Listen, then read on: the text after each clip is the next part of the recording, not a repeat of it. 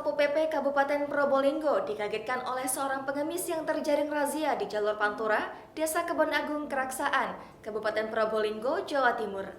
Pasalnya, pengemis wanita ini membawa uang dalam jumlah yang cukup banyak, yakni senilai 7,1 juta rupiah.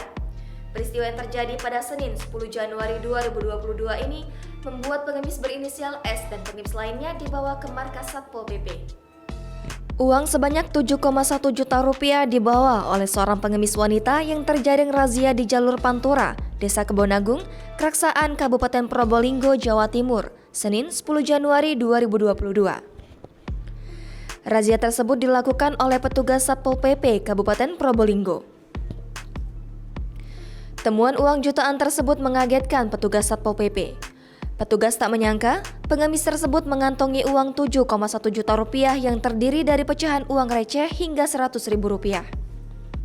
Kasih Penindakan Satpol PP Kabupaten Probolinggo, Budi Utomo membenarkan pengemis berinisial S itu membawa uang sekitar 7,1 juta rupiah.